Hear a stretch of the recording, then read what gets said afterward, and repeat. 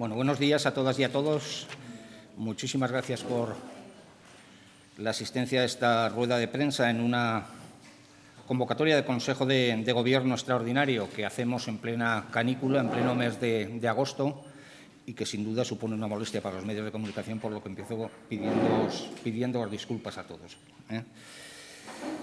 Bueno, y como veis en la documentación que el Departamento de Comunicación os ha entregado, se han efectuado algunos nombramientos que, obvio, como hago en todas las ruedas de prensa, porque figuran a disposición de todos ustedes, pero en todo caso quiero decirles que hemos aprovechado este Consejo de Gobierno para hacer una valoración política fundamentalmente de lo que va a ser el nuevo curso que va a empezar a partir del día 1 de septiembre y que hemos resumido en 4 hitos desde el punto de vista político que creo que son fundamentales, ¿no?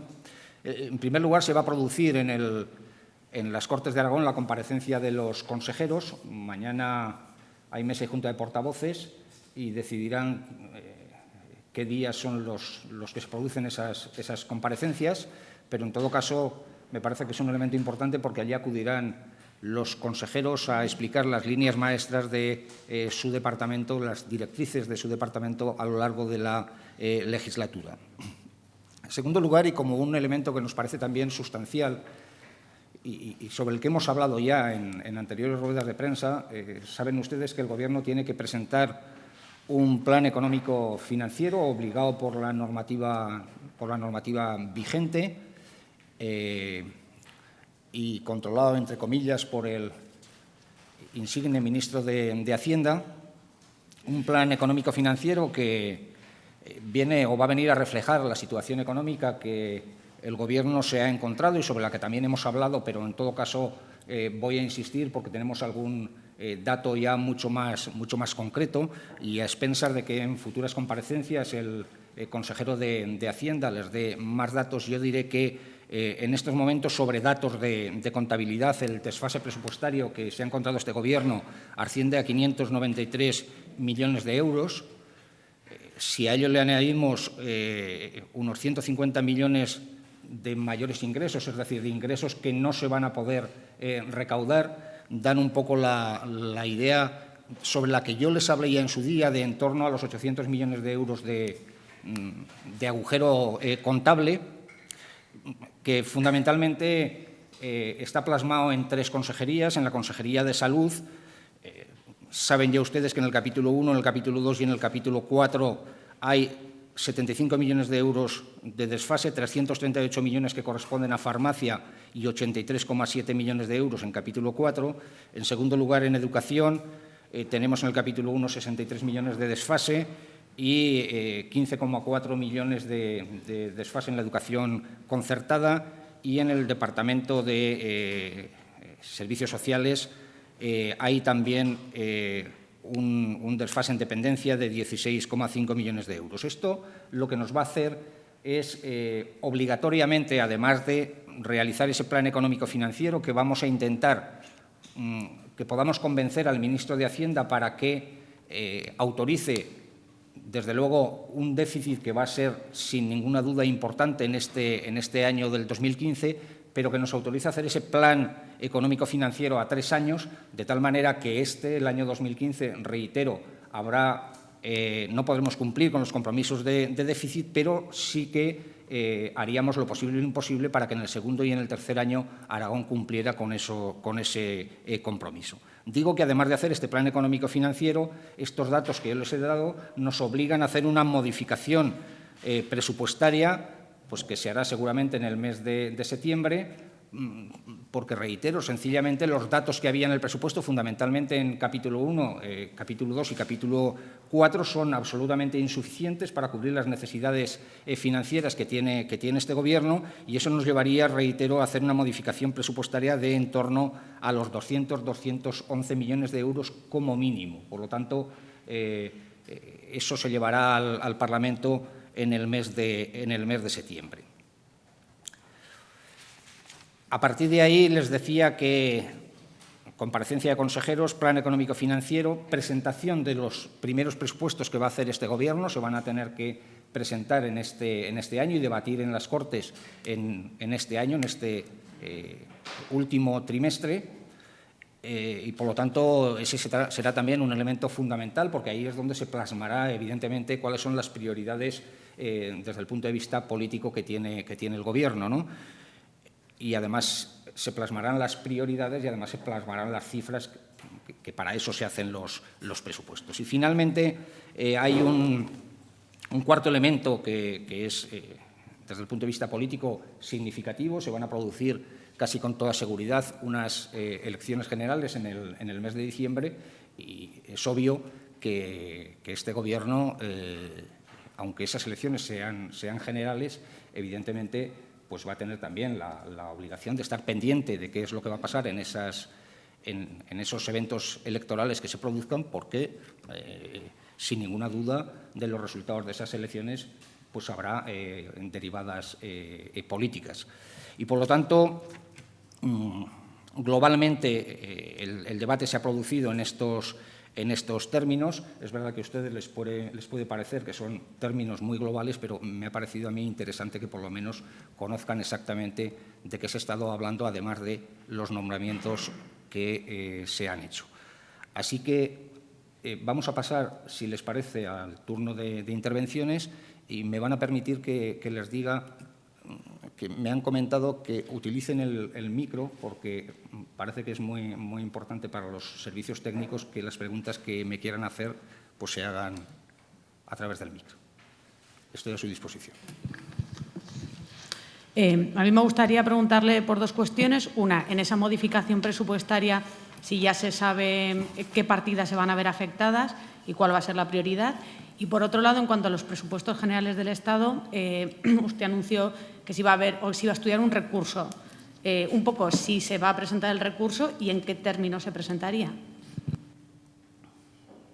Bueno, la primera parte de su pregunta, evidentemente, hoy no se ha hablado de qué partidas presupuestarias se verían afectadas, pero yo ya les he dicho que los desfases que hay presupuestarios afectan fundamentalmente al capítulo 1, por lo tanto, gastos de personal, sin ninguna duda, se vería afectado.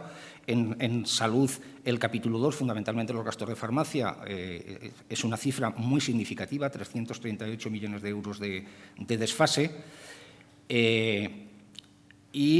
Capítulo 4 también en salud tiene 83,7 millones. Fundamentalmente, para contestar a su pregunta, yo creo que el desfase en capítulo 1, gastos de personal, que además son de obligado cumplimiento, sin ninguna duda, eso formará parte de esos 211 millones que aproximadamente presentaremos como modificación presupuestaria en septiembre. La segunda parte de su pregunta. Yo ya les dije que íbamos a presentar ese recurso si los servicios jurídicos o el informe de los servicios jurídicos nos decía que habría sustento jurídico para hacerlo. En estos momentos siguen trabajando los servicios jurídicos. Piensen ustedes que estamos en el mes de agosto y que todo el mundo tenemos la insana costumbre de coger vacaciones, salvo ustedes, lamentablemente, que tienen que estar aquí aguantándome a mí. Pero, en todo caso, yo espero que en este mes de septiembre pueda estar ese informe sobre el que les daremos cumplida cuenta. Pero quiero decirles que no fue una butad mía cuando yo les dije que queríamos presentar ese recurso. Sencillamente porque no nos parece razonable que un Gobierno que es tan escrupuloso con el cumplimiento de las leyes cuando le interesa a él, y ejemplos hemos tenido con la aplicación de la LOMCE, en la que a través de la cual se nos acusaba de insumisos al Gobierno de Aragón, incumple un precepto del Estatuto de Autonomía, que es una ley orgánica, y piensen que esto es gratis. Y nosotros tenemos que defender los intereses de los aragoneses, y en la defensa de los intereses de los aragoneses está fundamentalmente que se respeten las leyes que nosotros mismos nos hemos dado y, por cierto, que aprobó el Parlamento Nacional, como es una ley orgánica, es la ley que hace posible que tengamos un nuevo Estatuto de Autonomía. Eso sí, reitero, lo haremos evidentemente si hay un sustento jurídico. Para eso nuestros servicios jurídicos tienen que hacer ese informe del que les daremos cumplida cuenta.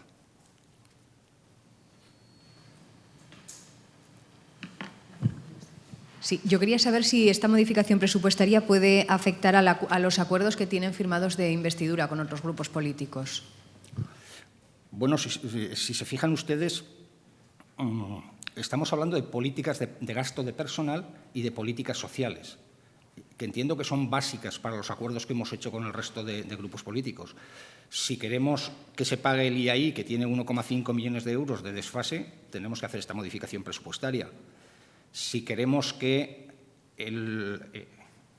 asistir a los dependientes y hay un desfase de 16,5 millones de euros, entiendo que esto va en la línea de los acuerdos que hemos venido haciendo con el resto de fuerzas políticas. Y, desde luego, ningún grupo político entiendo que se vaya a oponer a que les paguemos a los funcionarios, ¿no? Esa es la primera obligación que tiene un gobierno, pagarles a sus funcionarios. Sin los funcionarios, valga la redundancia, no funcionaría la Administración y, por lo tanto, es de obligado cumplimiento que hagamos frente precisamente a los gastos de personal. ¿De qué partida se va a detraer ese dinero que se va a dedicar a la modificación presupuestaria? Porque, claro, parece que estamos ajustados, ¿no? Bueno, yo lamento decirle que no soy economista, soy solo… Sí. No, le digo que no soy economista y que, por lo tanto, esto de los presupuestos lo entiende muy bien el consejero de Hacienda. Por lo tanto, le tendremos que responder fuera de aquí a esa pregunta, porque yo no tengo los datos. Esto el consejero de Hacienda se les tendrá que explicar. Entiendo que si necesita usted esa contestación rápidamente, nuestros servicios de comunicación se la podrán pasar, pero permítame decirle que en este momento yo no sepa exactamente cuáles son las partidas que habrá que tocar. ¿Pero no se ha barajado en el Consejo de Gobierno qué partidas se van a tocar o si se va a recurrir al crédito? No hemos hablado simplemente de cuál era la situación económica y ya les reitero que en otras ruedas de prensa lo habíamos comentado. Es verdad que las cifras que yo les doy son datos de contabilidad cerrados y por eso he querido dárselas hoy, y sobre todo para que tengan ustedes también el conocimiento de cuál es la situación económica en la que nos hemos encontrado. Yo entiendo cuál es su pregunta. Evidentemente, si tenemos que hacer una modificación presupuestaria para pagar gastos de personal y para pagar gastos sociales, de algún sitio tendrá que salir el dinero. Bueno, eso nos lo dirá el consejero de Hacienda cuando él tenga los datos y vuelvo a repetirle que en estos momentos no se ha hablado de esa cuestión.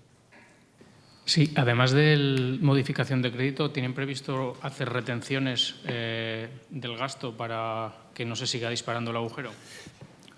Bueno, es verdad que su compañera se va a frustrar conmigo, pero porque no he dicho algo que le podía haber contestado, y es que evidentemente todas las consejerías se verán afectadas en algunas de sus partidas presupuestarias a través de retenciones de gastos. Lo que yo no sé es si eso dará para esas modificaciones presupuestarias que estamos hablando de 200 y pico millones de euros. Sí, yo también querría preguntarle si en el Consejo de Gobierno se han valorado las declaraciones del conseller de Justicia catalán y la carta remitida por el presidente aragonés. Sí, sin duda. Hemos hablado de un elemento que yo creo que es sustancial para las relaciones de buena vecindad entre Cataluña y Aragón. Nosotros lo que creemos es que las declaraciones del conseller de Justicia son la elucubración después de un calentón de una noche de verano, que esas declaraciones no se sostienen sin ninguna duda en términos históricos, que además son unas declaraciones que pueden estar vulnerando la Constitución y la legislación básica del Estado español, y lo fundamental es que suponen una gran ofensa a los aragoneses, a los cientos de aragoneses que salieron hacia Cataluña en la etapa de la posguerra y que han realizado su experiencia vital allí, pero también a los aragoneses que viven en esos territorios de la franja y que se sienten sobre todo españoles y aragoneses. Y por eso hemos estado hablando de la oportunidad de la carta que le ha enviado el presidente Javier Lambán al presidente Artur Mas, porque yo creo que esas declaraciones exigen una rectificación sin ninguna duda, y por lo tanto el presidente de la Generalitat tiene que obligar a su conseller a que rectifique, a que ahonde mucho más en las relaciones de buena vecindad que debería de tener Cataluña con el resto del territorio español, pero fundamentalmente con Aragón, y a que desde luego reponga la ofensa que hemos sentido todos los aragoneses y fundamentalmente los habitantes de la franja, que tienen unos vínculos históricos, vínculos familiares, vínculos económicos muy importantes con Cataluña y que podrían verse mermados como consecuencia de declaraciones que son, cuando menos, extemporáneas. El tema del colegio Ánfora de Cuarte, quería preguntarles cómo están desaturados el resto de colegios, ¿no? Lo digo porque parece que no hay ningún punto de encuentro ahora mismo. Yo no sé cómo se va a hacer para acoger a los niños que finalmente no puedan acudir a ese centro, aunque ayer, por lo menos en la radio, nos aseguraba el responsable de la promotora que ellos van a tener la licencia municipal y que están en disposición de abrir. ¿Cómo está en el resto? Si se aumentarán las ratios, si se van a poner más aulas prefabricadas, ¿qué es lo que piensa el Gobierno para solventar esta situación?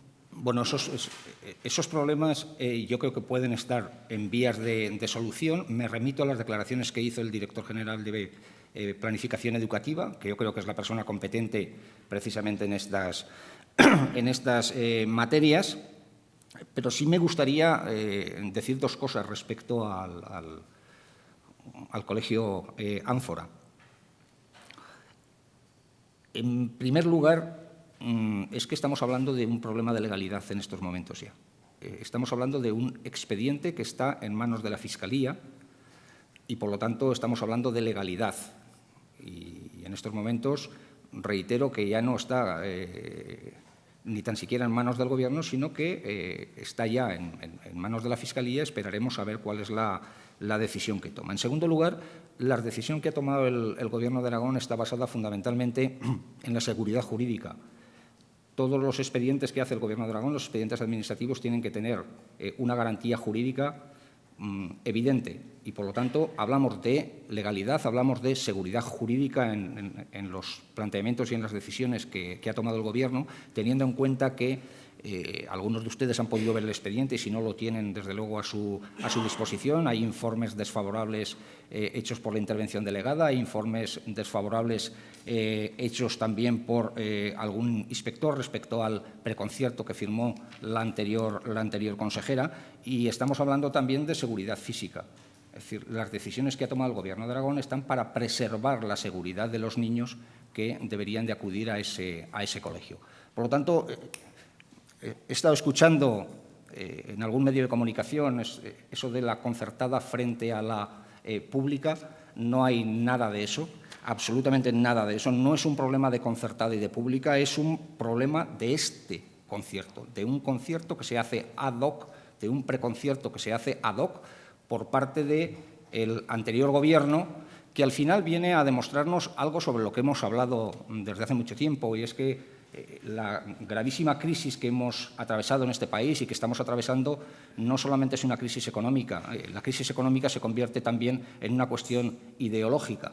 Alguien pensó que retrasando la construcción de un colegio público se podía posibilitar un nuevo paso de la enseñanza concertada y tomó unas decisiones que no se sustentan en el ordenamiento jurídico que en materia educativa tiene el Gobierno de Aragón, y por eso hay muchísimos problemas en el incumplimiento del Real Decreto de autorización de los concursos, y hay muchos problemas también a la hora de que vayan unos alumnos a un centro cuyas obras están sencillamente sin terminar, porque se han detectado por los servicios técnicos más de 33, creo que son aproximadamente 33 problemas, algunos de los cuales son graves. Por eso hablaba yo de seguridad de los niños y también hablaba de seguridad jurídica.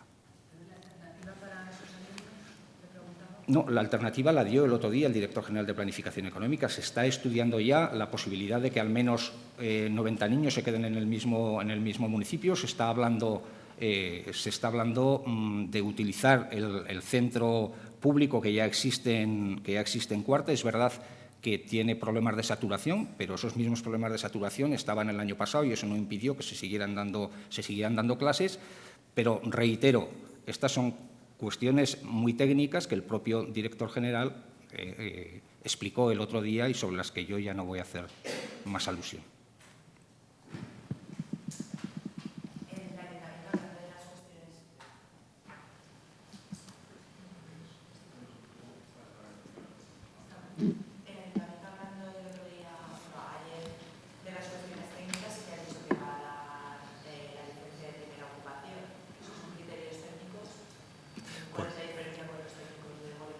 Pues no lo sé, se lo tendrá que preguntar usted al alcalde del Ayuntamiento de Cuarte. Yo no me puedo poner en el pensamiento ni en la actuación del Ayuntamiento. Eso es una cuestión del propio Ayuntamiento y ellos tendrán que contestar.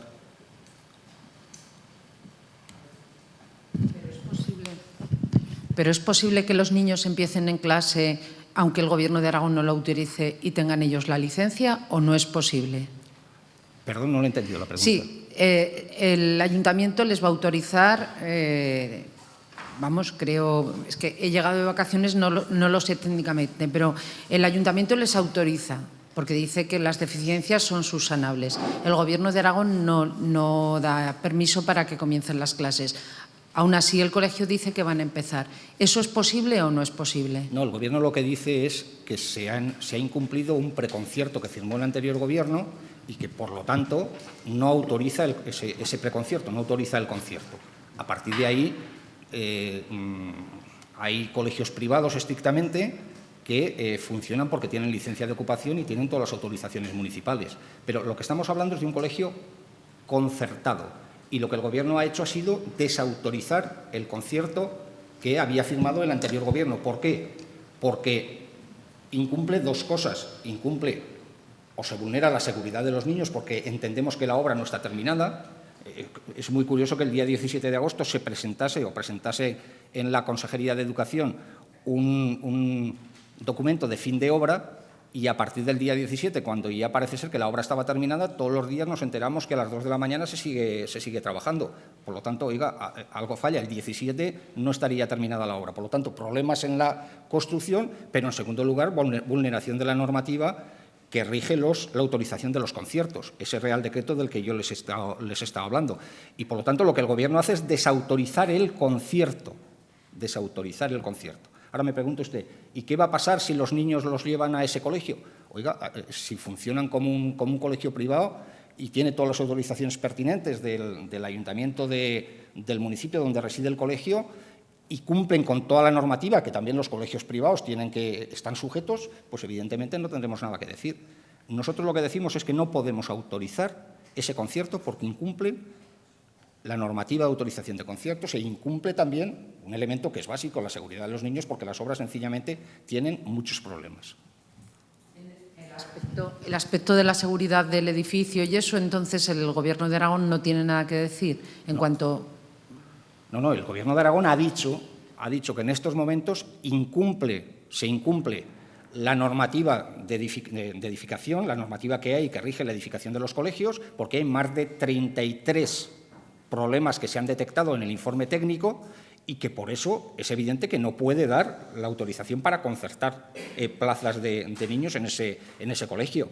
Ahora, la pregunta es, oiga, ¿y si el día 10 de septiembre está la obra completamente terminada, este colegio puede funcionar? Si está la obra terminada, si tiene todas las licencias, si tiene todas las autorizaciones, podrán, como un colegio privado, empezar a funcionar. Pero como incumplen también el decreto de autorización de los conciertos, porque lo incumplen también, pues nosotros no podemos dar esa autorización y, por lo tanto, no será un colegio concertado. No sé si soy capaz de explicarme.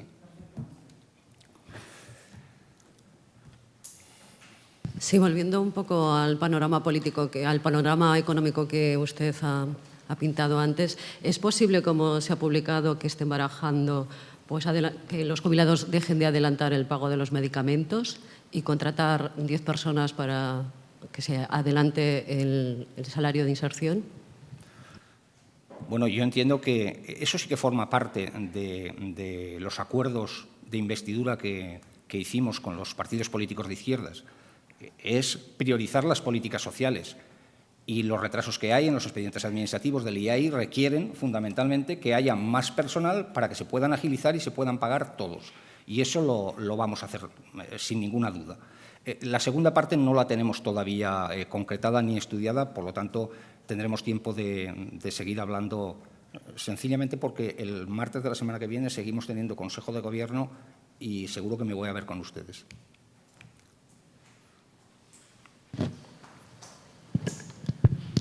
Yo quería preguntarle por otro tema.